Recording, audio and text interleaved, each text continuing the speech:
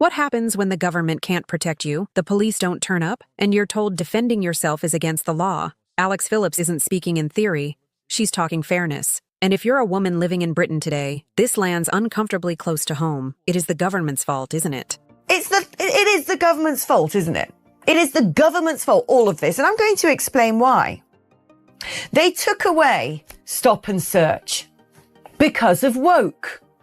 They actually stopped policing the dealing and possession of psychosis-inducing drugs within certain communities because of woke.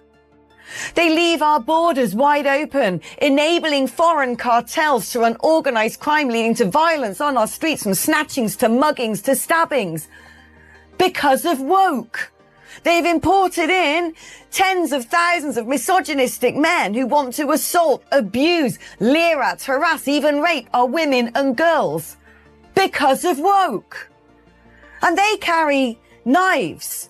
Some of them carry guns. Some of them know how to make bombs. They wear balaclavas. They go about with impunity because they know that they're going to get short sentences because of woke.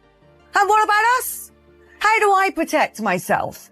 If the government can't protect me, what have I got? It's not a level playing field. I can't even carry pepper spray.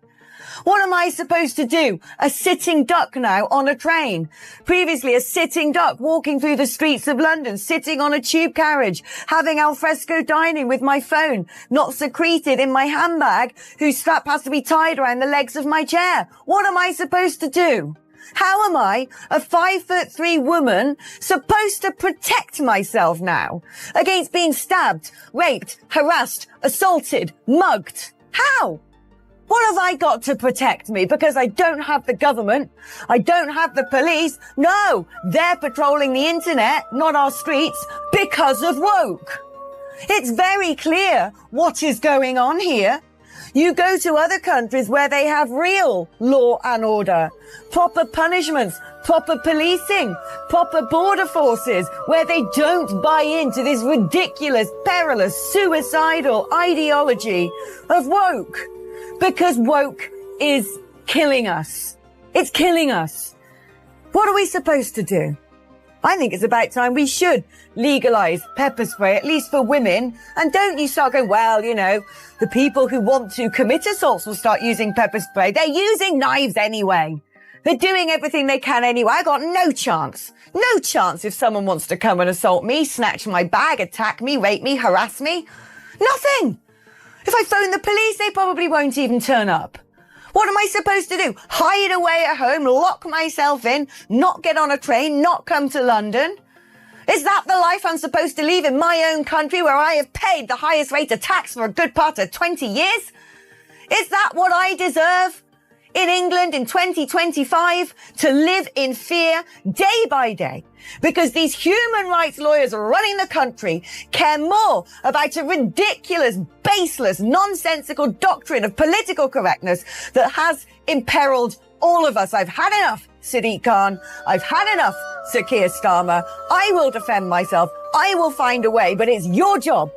You are negligent, and frankly, it is bordering on criminal negligence now when the citizens of your country cannot live in peace and harmony, where their hairs stand up on the back of their necks, where their heart rate increases every time a train pulls in to the next station. What have you done?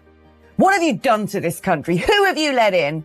What have you enabled to breed uncontrollably, riddling our streets with crime and terror? You're both disgusting. Alex Phillips' monologue is uncomfortable to hear, not because it's extreme, but because it's disturbingly familiar. It's the sound of a citizen realizing that the basic social contract has been broken for decades. Governments have promised one thing above all else: safety. Not luxury, not perfection, just safety. And yet here we are in 2025, with women openly asking a question no developed nation should ever force its people to ask. How do I protect myself? Alex isn't speaking as a politician. She's speaking as a 5'3" woman navigating a country where vigilance has replaced freedom. Watch closely and you'll notice something crucial. She doesn't speak in statistics. She speaks in habits, tying handbag straps around chair legs, hiding phones, scanning train carriages, feeling the heart rate spike at every stop. That isn't hysteria. That's lived reality. And when she points the finger at government, it isn't random. Her accusation is simple and devastating. The state has weakened enforcement, opened borders, softened punishment, and restricted self-defense, all while telling ordinary people to cope. Stop and search reduced, borders porous, organized crime thriving, violence normalized, police redirected toward speech instead of streets. The result? Citizens feel defenseless. What makes this monologue powerful isn't that it blames everyone. It blames policy decisions. Choices made in the name of optics, ideology, and moral posturing. Alex isn't asking for chaos. She's asking for balance. Why is it illegal for a woman to carry pepper spray, yet legal for criminals to carry knives? Why is self-defense treated with suspicion, while failure to protect is excused? These aren't radical questions. They're fundamental ones. Critics will rush to label this divisive, but fear has already divided society, between those protected by gated bubbles and those navigating reality. And when Alex directly names Sadiq Khan and Keir Starmer, she's doing what politicians hate most, assigning responsibility. Not slogans, not committees, not reports. Responsibility. Because when citizens pay high taxes, follow the law, and still live in fear, something has gone deeply wrong. This isn't about hate.